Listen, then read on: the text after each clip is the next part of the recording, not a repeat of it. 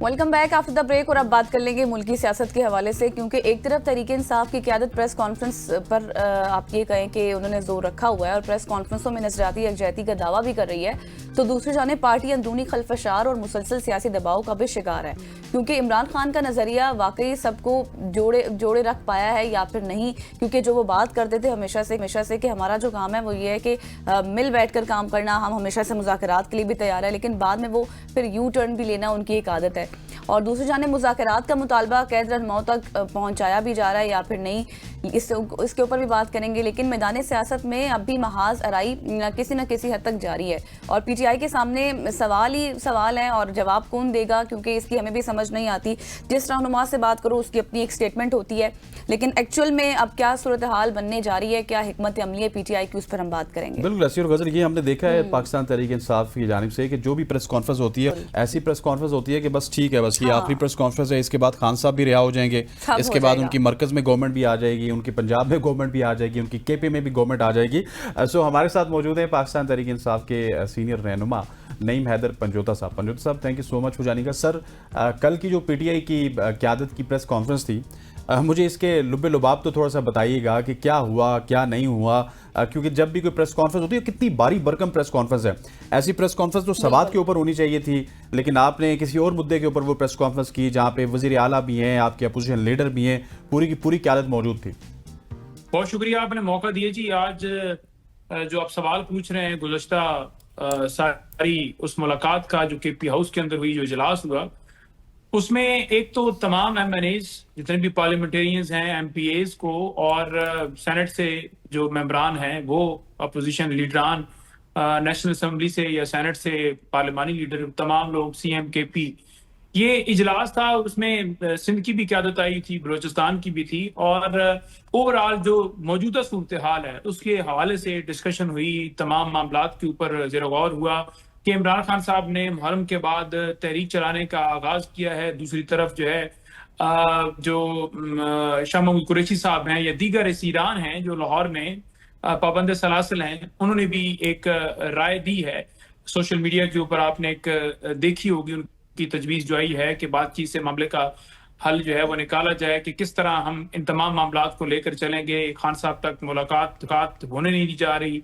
सारी सूरत हाल के अंदर जो है वो हर नुक्ता नज़र को, हर पहलू के ऊपर गुफ्तगू की गई। जो इस वक्त पीटीआई के ऊपर जो है वो सारे मामलात चल रहे हैं, जो केपी में हुकूमत गिराने के हवाले से मुख्तलिफ चीज़ें चल रही हैं, या पाकिस्तान के ऊपर तहरीक इंसाफ की लीडरशिप को सजाएं देने के हवाले से, या पाकिस्तान तहरीक इंसाफ के हर वर्कर्स लीडरशिप के हवाले से जो जारियत इस मौजूदा रजीम चेंज के जरिए की जा रही है, हर पहलू से उसके ऊपर गुफ्तगू जो है वो करना जरूरी और आगे का लाएअमल बनाना जरूरी, और हर एक ने उसमें खुल के बात की, खुल के अपना मौक़िफ़ दिया। इमरान खान साहब ने मुहर्रम के बाद तहरीक स्टार्ट करने का ऐलान दिया है, और मैं आपको वाज़ेह इस प्रोग्राम के तवस्सुत से बता दूं कि इमरान खान साहब हुकूमती जो इस वक्त जो भी पार्टियां बैठी हुई हैं उनके साथ बातचीत करने के लिए आमादा नहीं है। और ये गुज़श्ता मेरे साथ जो मुलाकात थी या उससे पहले भी मुख्तलिफ मुलाकातों के अंदर उन्होंने बार बार ये रिपीट किया कि इनके पास इख्तियार ही नहीं है।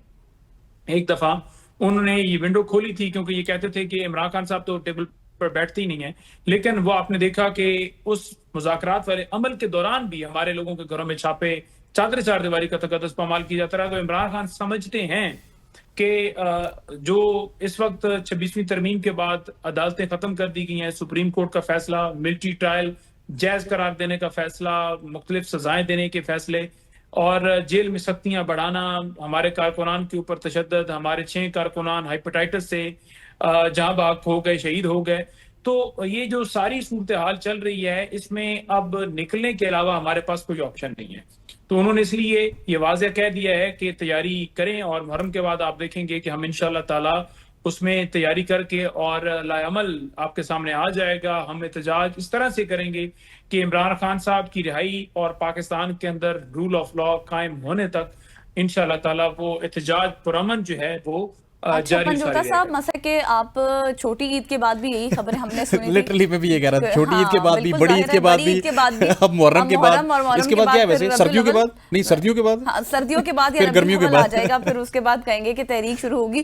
تو یہ کوئی کلیئر سٹیٹمنٹ نہیں ہے معذرت کے ساتھ. اور مجھے یہ بتائیے گا کہ وزیر اعلیٰ جو علی امین گنڈا پور صاحب ہیں، انہوں نے کہا ہے کہ عمران خان ایک سوچ اور نظریے کا نام ہے.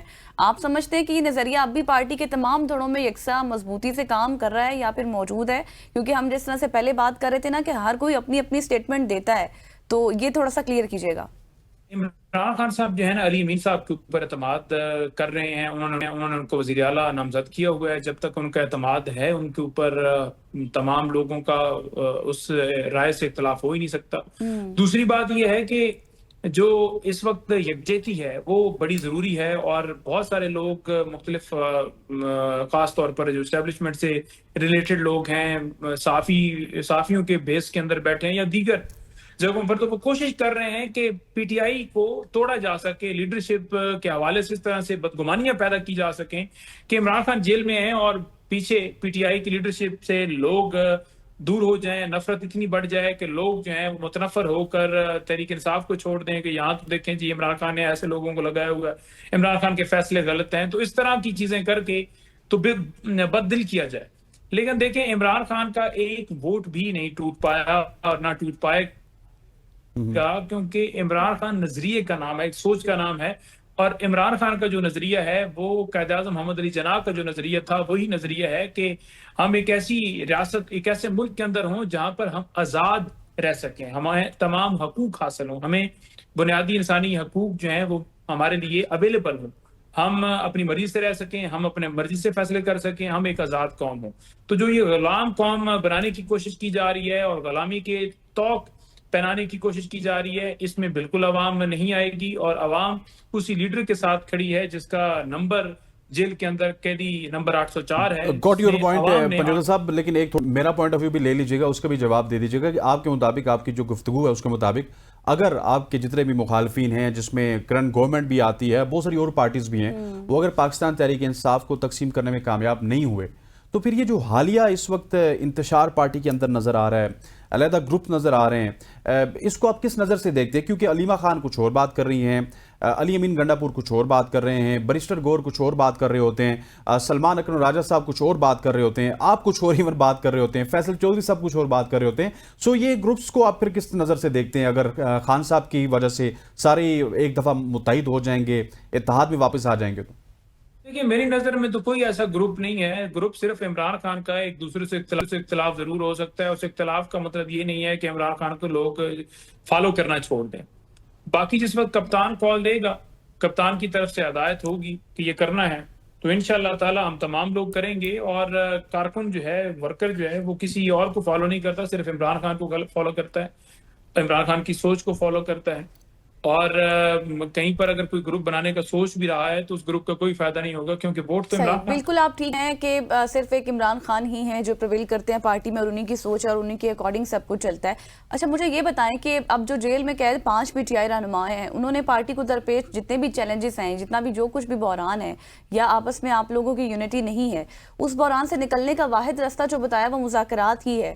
تو مذاکرات تو پہلے بھی ہوئے تھے، گورنمنٹ آئی تھی، آپ لوگ بھی آئے تھے، پھر یہ ڈیلے ہو گئے، یعنی کہ ختم ہو گئے آپ یہ کہہ دیں. پھر کچھ بڑی جو پارٹی کے لیڈرز ہیں، مولانا فضل الرحمان صاحب، ان کے حوالے سے بھی کہا جاتا ہے، مطلب وہ بھی آئے تھے، وہ کہتے ہیں کہ میں پارٹی میں کس کو سنوں کیونکہ اس پارٹی میں کسی کی یکسوئی نہیں ہے. تو اس حوالے سے مذاکرات کیا آپ سمجھتے ہیں دوبارہ سے ہوں گے پھر؟ دیکھیں بات یہ ہے کہ عمران خان موجودہ جو یہ فارم 47 کی حکومت ہے، اس سے تو بالکل بات نہیں کریں گے، ٹھیک ہے، کیونکہ ان کو پتہ ہے کہ ان کے پاس اختیار ہی نہیں ہے. اور عاصم منیر صاحب جب امریکہ گئے ٹرمپ کے کہنے اس کھانے کے اندر، تو آپ نے اس میں بھی دیکھا کہ انہوں نے، ٹرمپ نے اتنی بھی نہیں وہ کی کہ اس ملک کے اندر ایک جمہوری سسٹم ہے اور بے شک فارم 47 کے وزیر اعظم ہو تو اس کو بھی دعوت دے لی جائے. تو پوری دنیا میں پتہ ہے کہ پاکستان میں اختیار کس کے پاس ہے. ہم یہ چاہتے ہیں کہ تمام ادارے اپنی حدود کے اندر ہیں. اور عمران خان نے بھی بات کی تو اسٹیبلشمنٹ کے حوالے سے اس وجہ سے کی کیونکہ ان کے پاس اختیار ہے اور اس ملک کی خاطر بات کرنے کی بات کی. باقی وہ چاہتے ہیں، ملنا چاہتے ہیں، عمران خان صاحب کو انپٹ دینا چاہتے ہیں، ان کا تجربہ ہے، ان کو ملنے کی اجازت دی جائے. انہوں نے اپنے میسج کے اندر یہی کہا ہے کہ اگر ہماری ملاقات نہیں ہوتی تو ہمارے پاس پھر احتجاج کا ہی آپشن اویلیبل ہوگا. تو ان کو ملنے کی اجازت دی جائے تاکہ وہ آ کر خان صاحب سے بات چیت کر سکیں, وہ اپنا انپٹ دے سکیں. لیکن میں نے جو آبزرو کیا ہے, عمران خان فارم 47 کے ساتھ بالکل بات نہیں کرنا چاہتے. اچھا, اس وقت انہوں نے اسٹیبلشمنٹ سے بات کرنے کی بھی بات نہیں کی, انہوں نے احتجاج کی عمل دیا ہے. ہاں, اگر کوئی یہ سمجھتا ہے کہ ملک کی خاطر یعنی اسٹیبلشمنٹ میں سے کہ بات عمران خان کرے, تو وہ عمران خان اڈیالہ جیل میں بیٹھے ہیں, وہ جا کر لیں. اور اس کی عمران خان کی طرف سے یہی ہوگا کہ ملک کے اندر رول آف لا ہو, آزاد الیکشن ہو, جمہوریت آزاد ہو, عوامی مینڈیٹ کو تسلیم کیا جائے, 26ویں ترمیم واپس کی جائے, پیکا ایکٹ جو ہے وہ ختم کیا جائے اور لوگوں کو انصاف فراہم کیا جائے, رول آف لا قائم ہو. تو اس میں ہی, اس پیراگ کے اندر ہی بات کریں گے وہ, کیونکہ اس سے پہلے کئی دفعہ یہ اپروچ کی گئی کہ عمران خان اپنے موقف سے پیچھے ہٹ جائیں, معافی مانگ لیں, چپ کر کے بیٹھ جائیں, اس سیٹ اپ کو تسلیم کر لیں. ٹھیک ہو گیا. اچھا سر, اگر مذاکرات ہی جس طرح آپ کے رہنما کے بحران کا واحد حل ہے, تو پھر دونوں جانب سے مسلسل ہمیں مزاحمت کیوں نظر آتی ہے؟ وہ بھی آپ کو پسند نہیں کرتے, آپ بھی ان کو فارم 47 والی گورنمنٹ کہتے ہیں. سو مذاکرات ہی کرنے ہیں تو پھر اتنی زیادہ بیان بازی کیوں ہو رہی ہے؟ دیکھیں, بات یہ ہے کہ بحران جو ہے نا وہ اس وقت پاکستان کی عوام دیکھ رہی ہے, ملک کے پاکستان کو نقصان ہو رہا ہے. اور جب سے یہ بٹھائے گئے ہیں, آپ دیکھ لیں, میرے سامنے پورا فگر پڑا ہوا ہے کہ جس طرح پاکستان تحریک انصاف کی حکومت تھی, اور جب اس امپورٹڈ حکومت کو لایا گیا, جس طرح اس ٹولے کو برجمان کیا گیا, اور جو مہنگائی کی سطح ہے وہ شرح 28% سے 1.6% لانے کے دعویدار حکومت نے اس طرح سے اس شرح کو بڑھایا کہ اگر آپ ایک آٹے کی قیمت کے اوپر ہی لگا لیں تو 52% اس میں اضافہ ہوا ہے قیمت میں, چاول میں 95%, چینی, بیف, مٹن, چکن, دودھ, انڈے, تمام چیزوں کے اندر اسی طرح. اور پیٹرول کی قیمت آپ دیکھ لیں کہ 149 تھی اور آج 262 سے بھی اوپر چلی گئی ہے, یہ 300 کے قریب پہنچنے والی ہے. اور سونے کی قیمت دیکھ لیں, 3.5 لاکھ کراس کر چکی ہے. اسی طرح سے ہر جگہ پر آپ چلے جائیں تو آپ کو نظر آ جائے گا کہ پاکستان کی جو عوام ہے, غریب عوام ہے, اس کے اوپر ہی بوجھ بڑا ہے.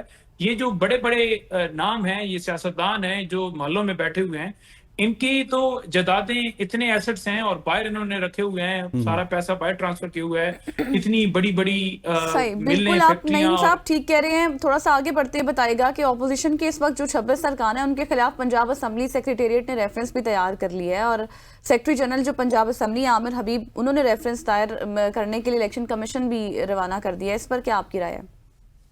اراکین کو میں خراج تحسین پیش کرتا ہوں, جس طرح انہوں نے چور کو چور کہا, اور اس چور کے کہنے اس چورنی نے پھر ان کو جس طرح ان کی رکنیت کو معطل کیا, انہوں نے دلیری کا مظاہرہ کیا تمام ہمارے ایم پی ایس نے, اور پھر ان کو کمیٹیوں سے نکالا جو کہ غیر آئینی عمل ہے. اور اس کے بعد اب محرم کے بعد سن رہے ہیں کہ وہ ریفرنس ان کے خلاف بھیجنا چاہتے ہیں. یہ عوام کے ووٹ کو ایک فارم 47 کی حکومت مریم مہر شرافت سے اپنا حلقہ ہاری ہوئی ہیں. تو ہارے ہوئے لوگ جو ہیں وہ پاکستان کے اندر لا قانونیت کے ذریعے جو ہے اس طرح کے حکم نامے, اس طرح کے ریفرنس بھجوا کے, اور پھر الیکشن کمیشن جو کہ ملا ہوا ہے اس حکومت کے ساتھ, اس سے فیصلہ لینے کی کوشش کر رہے ہیں. تو ہم ہر طرح سے کوئی بھی عمل ہوگا اس کو عدالت میں بھی چیلنج کریں گے, ہم آواز بھی بلند کریں گے, ہم ہر سطح پر. لیکن سر ٹھیک ہے, ریفرنس تو دائر ہوگا, لیکن یہ بھی تو ہے پنجوتا صاحب کہ 26 اراکین کے پنجاب اسمبلی میں داخلے پر تو پابندی لگا دی گئی ہے نا. مطلب زیادتی تو ہو رہی ہے کہیں نہ کہیں پہ صوبائی اسمبلی کے ممبران سے جن کا تعلق پاکستان تحریک انصاف سے. دیکھیے, بات یہ ہے کہ یہ جو اسمبلی اندر بیٹھی ہوئی ہے, جتنے بھی 47 والے ہیں یہ بیٹھے ہوئے ہیں, ان کی کوئی کریڈیبلٹی نہیں ہے کہ یہ کسی پہ پابندی لگا سکیں, کیونکہ عوام نے پی ٹی آئی کو حکومت دی ہے پنجاب کے اندر, وفاق کے اندر, ہر جگہ پہ. تو پہلی بات یہ رہ گئی. دوسری بات یہ رہ گئی ہے کہ انہوں نے داخلہ بند کیا ہے. تو احمد بھچر صاحب ہمارے اپوزیشن لیڈر ہیں, انہوں نے اعلان کیا ہے, اور خان صاحب نے اس کے فیصلے کی بڑی تعریف کی ہے کہ بڑا زبردست یہ فیصلہ کیا ہے کہ اب جو اسمبلی ہوگی وہ اصل اسمبلی جو ہے وہ اس اسمبلی کے باہر بیٹھی ہوگی. اور جب تک ہمارے تمام ایم پی ایس کو اندر نہیں جانے دیا جاتا, جو 26 اراکین کی رکنیت معطل کی ہے, تب تک وہ اسمبلی باہر لگے گی. تو اس چیز سے آپ اپنی سوچ, آپ اپنے کردار کو تو واضح کرتے ہیں. عوام دیکھ رہی ہے کہ کون حق پہ ہے, کون سچ پہ ہے, اور عوام سراہ رہی ہے کہ بڑا زبردست انہوں نے کام کیا, جو چور کو چور کہا اور اس کو تکلیف ہوئی, جس کو سارا دن اسی کے اندر وہ رہتی ہے کہ اس کی تصویر ہر جگہ پر نظر آئے, اس کا نام ہر جگہ پر نظر آئے. وہ جنا انسٹیٹیوٹ کارڈیالوجی, اس کا نام چینج کر کے اس نے مریم انسٹیٹیوٹ کارڈیالوجی رکھ لیا ہے.